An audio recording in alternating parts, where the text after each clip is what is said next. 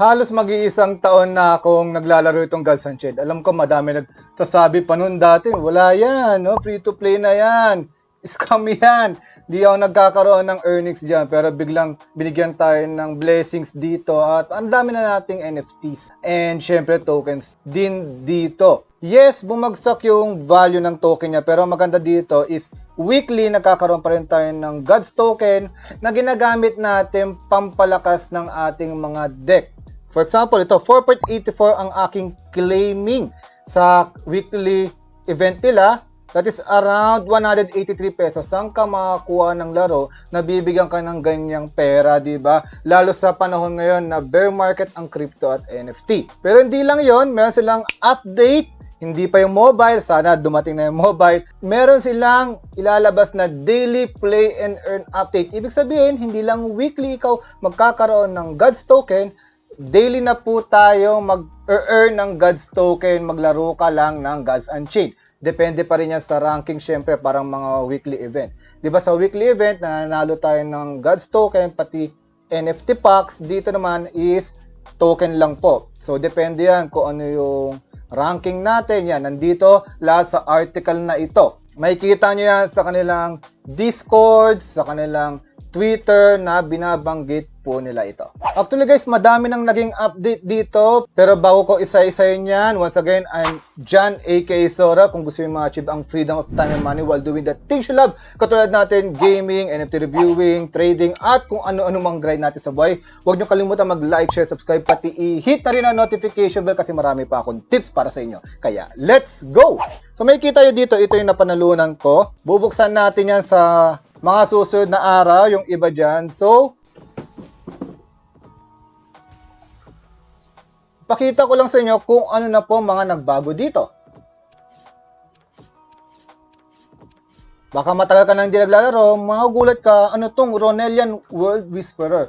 Kasi yung mismong starter deck nila or yung mga non-NFT cards or tinatawag natin na mga nasa core pack, ay nadagdagan po ng mga bagong cards na may mga bagong skills. So, kung yung dati magaling ka, baka ngayon hindi na masyado. Okay, tapos makikita nyo may mga nakaharang dito, Mortals, blah blah blah, Shine Fusing. Yes, no, pwede nyo rin po ma-fuse na yung mga cards nyo to a much higher shine. At di lang yon, kung ikaw yung matagal nang hindi nakasubaybay sa Gods Unchained at maglalaro ka ulit, baka magulat ka, ang dami ng skills na hindi mo alam. For example, nagkaroon kasi sila ng Divine Order Pack. So may 4 na bagong skills po dito. Yung Order, ibig sabihin yan, hindi ka makakatira kung meron kang Order. Armor, ibig sabihin yan. For example, ang bawas sa'yo ay 2, meron kang Armor 1. Katulad dito ni Vulcan Cavalry, 1 na lang magiging bawas sa'yo. Then meron tayong Frenzied. Pag ikaw ay umatake ng gods, automatically magkakaroon ng frenzy. Yung may mga frenzied na creatures. So, ma-activate yung certain skills. For example, ito, si Nokvi Warrior, kung meron kang monster doon sa board, tapos inatake yung gods, pag inilabas mo ito, magkakaroon siya ng blitz. Ngayon, pag hindi frenzied, wala lang siya. Malalapag mo lang siya doon sa iyong board.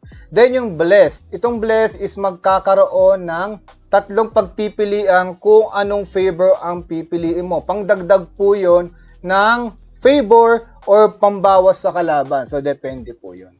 Then, ito yung bago, no?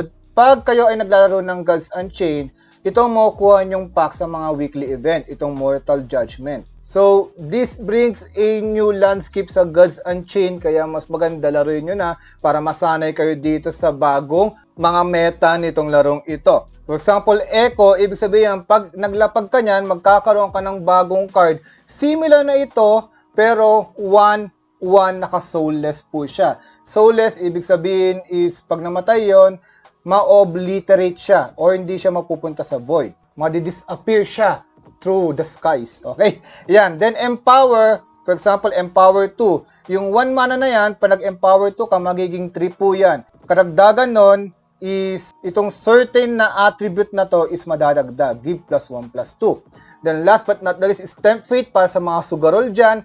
Magkakaroon ng additional skills po yan pag nag-heads ka. Okay? Pag sumugal ka. Ngayon, kung hindi ka susugal, is mayroon siyang certain skill na mas mahina po. Ito na lang yung mabibili doon sa marketplace nila. Tapos na po yung bilihan ng Divine Order. Pero ito, limited na lang din to. Baka maubusan kayo. Magkano lang to? $100. Pero in terms of God's token, no? 2.88 lang, guys. Yung Epic, 8.10 lang. Pwede akong bumili nito ng napakadami kasi dami nating mga token, di ba? Legendary Pack, pati Shiny Pack. Ayan po yung mga presyo niya. Tip ko rin, kung nahihirapan kayo dito bumuo ng mga deck, pwede kayong pumunta dito sa Top Decks. Ito po ay gudex.com. Dito yung makikita yung mga meta. Okay, depende sa ranking nyo. For example, Mythic or kung medyo mahina pa lang kayo at gusto yung umangat at medyo mahina yung cards nyo, pwede nyo itong pindutin. Makikita nyo dito, pwede yung gayahin yung deck nito. Okay? Agro War, Agro Deception. Pindutin nyo lang yan. For example, bago pa lang kayo, pwede nyo gayahin to. Most nang makikita nyo dito ay para mga starter card.